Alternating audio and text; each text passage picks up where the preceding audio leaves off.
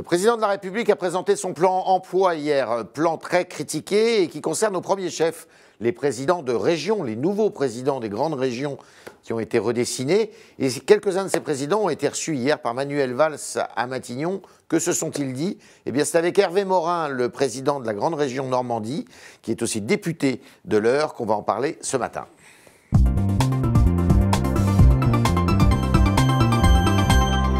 Morin, bonjour. Bonjour. Alors, le plan emploi de Hollande, comment vous le qualifieriez-vous? Le sauvetage de son propre job, d'abord. Bon, voilà, c'est les vieilles recettes éculées qui ne marchent pas depuis 20 ans ou 30 ans.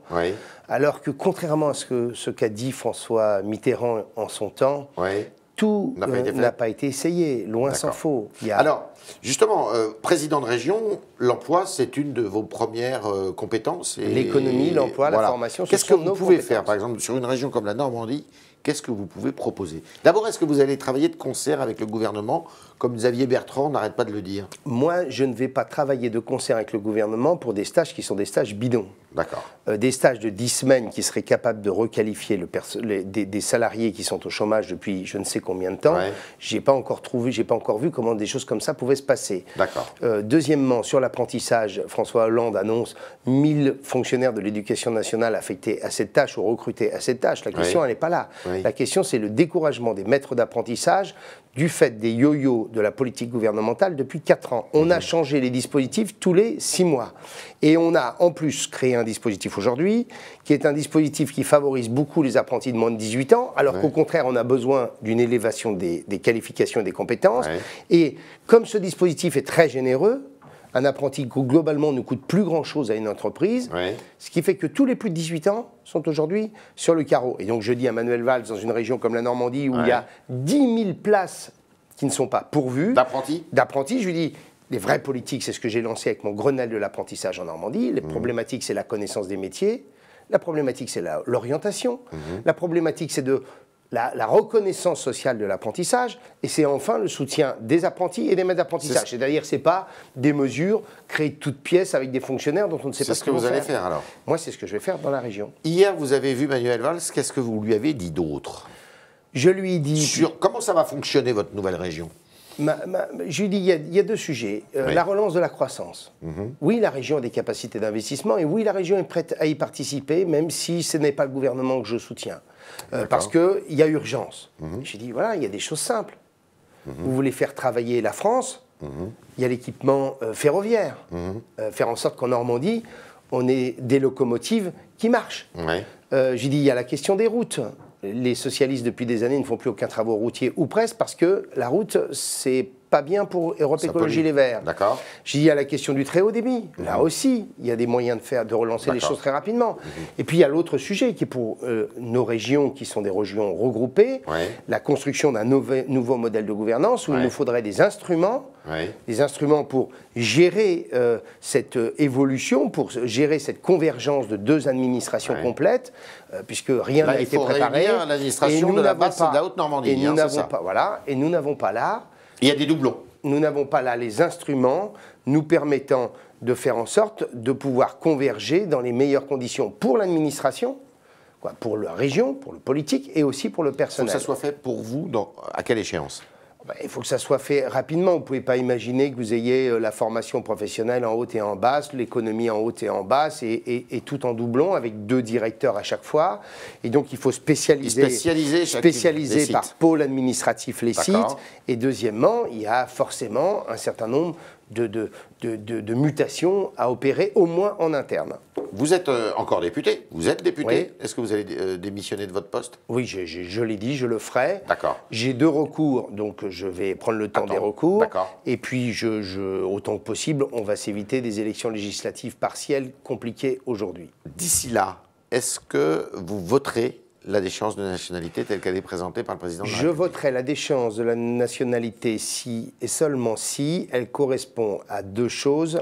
La première, ça n'est pas simplement au bout de la période d'incarcération, mais qu'elle est au contraire un moyen de dégager je le dis comme ça parce que c'est comme ça qu'il faut le dire, un certain nombre de nos compatriotes qui sont en guerre contre la nation et qui ont déchiré leur contrat d'appartenance à la nation et qui sont en guerre avérée contre nos valeurs. Vous parlez des djihadistes qui reviennent, par exemple. Des djihadistes qui sont sur le terrain syrien ou le terrain libyen. Il faut les déchoir tout de suite. Il faut les déchoir tout de suite pour que ce soit efficace.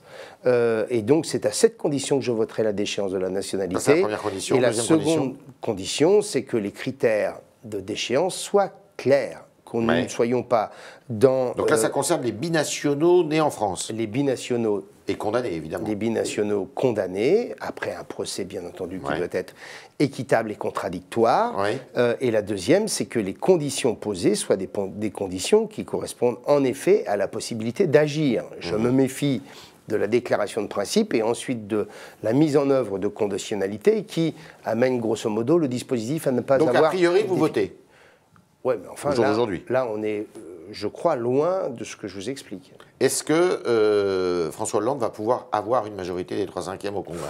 Moi, je considère que ça n'est pas lui rendre service, comme on le dit, de le replacer... De s'opposer pour s'opposer en votant cette disposition. Je pense qu'il faut être responsable, et être responsable, c'est prendre des mesures contre le terrorisme. D'accord. C'en est une comme d'autres. Il y en a bien d'autres à mettre en œuvre. Mais il y a au moins... une mesure qui est certes du domaine du symbole, mais qui est aussi du domaine opérationnel. Si vous la prenez, si vous la construisez pour qu'elle devienne opérationnelle. D'accord. Alors, il y a une échéance qui arrive bientôt pour la droite et le centre, vous voyez ce que je veux dire, au mois de novembre. Est-ce que vous serez candidat à la primaire de la droite et du centre? Moi, j'ai un combat à mener, c'est relancer la Normandie. La Normandie. Donc, je ne serai pas candidat à la primaire. D'accord. Voilà, bon. Le second sujet, est-ce que je vais être absent du débat? Certainement pas. Certainement pas. Voilà, je considère que je suis président d'un parti qui est le Nouveau Centre. Nous sommes, voilà, nous appartenons à une famille qui sera, je l'espère, dans la majorité de demain. Qui s'appelle l'UDI. Qui s'appelle l'UDI, qui s'appelle le Centre et le Centre droit. Et j'entends bien faire en sorte de peser de tout mon poids pour que le candidat le plus proche de nos valeurs soit le candidat de l'opposition. Si ce n'est pas vous, est-ce que le centre doit avoir un représentant à cette primaire? Il doit avoir un représentant s'il est en capacité de faire un score convenable. D'accord. Sinon, si c'est pour faire un petit score et pour défavoriser celui que nous pourrions soutenir, je pense que c'est une démarche inutile. Quel est celui que vous pourriez soutenir? Ça, vous m'inviterez pour que je vous en parle dans quelques semaines. C'est trop tôt? Oui, oui, j'ai le congrès du Nouveau Centre début mars, un congrès de l'UDI fin mars, et ensuite viendra le temps... C'est là que ça va se décider? Bah, écoutez, on verra ce qui sera décidé à l'UDI, mais moi je ne me ferai pas embarquer dans des histoires qui amèneraient l'UDI dans... une impasse? Une impasse, voilà, très simplement. Est-ce que le Nouveau Centre et l'UDI, ça fonctionne comme vous voulez? Écoutez, moi j'ai... adressé à Jean-Christophe Lagarde des conditions pour que, à mon sens, on puisse délibérer pour cette question qui est une question majeure. Je pense qu'il faut qu'on discute dès maintenant avec les Républicains pour voir comment sont organisées les primaires, pour que nous sachions, pour que nous ayons un élément de notre opposition fin mars. J'ai dit qu'il fallait qu'il y ait en quelque sorte un document qui rappelle le socle de nos valeurs et les quelques réformes sur lesquelles tout le monde est d'accord. Je veux dire, grosso modo, la simplification du droit du travail, la priorité à l'éducation nationale. Il y a des sujets qui sont totalement communs à tous les candidats aux primaires. Et enfin, la construction de la majorité de demain. Bon, si vous n'avez pas de candidat à cette primaire, est-ce que vous arriverez à vous faire entendre quand même? Est-ce qu'on se fait plus entendre en soutenant quelqu'un qui gagne ou en faisant un score? Vous avez répondu donc. Voilà, qui est faible. J'ai une dernière petite question à vous poser. Ça vient, c'est tombé, ça tombe en ce moment, les chiffres de l'INSEE sur la natalité qui montrent que la natalité a un petit peu baissé en France, alors que c'était une des raisons d'espérer de ce pays qui fait encore beaucoup d'enfants. Cette espèce de contradiction, un pays que l'on affichait morose, ayant ce bonheur privé qui l'amenait à avoir des enfants plus que dans les autres pays européens. Tout à fait. Écoutez, c'est l'expression d'un pays de doute, de pessimisme. Et puis c'est une politique familiale désastreuse depuis des années qui, bien entendu, finit par avoir des conséquences. Qui a des conséquences. C'était le talk de Hervé Morin qui nous a dit beaucoup de choses. D'abord, sa première des préoccupations, c'est sa grande région Normandie, Basse et Haute-Normandie réunies, avec 2 soucis majeurs, eh bien, de relancer l'apprentissage correctement dans cette région, et puis deuxièmement, eh bien, de faire travailler tout le monde ensemble, toute la fonction publique territoriale qu'il faut réorganiser, réaménager et réaffecter. Deuxièmement, eh bien, le centre doit être présent à cette primaire de 2016 du centre et de la droite, que si le centre fait bonne figure. Si c'est pour être simplement un témoignage, c'est pas utile. Il faut le meilleur des candidats pour la droite et le centre, dit-il. Merci Hervé Morin. Merci Fer.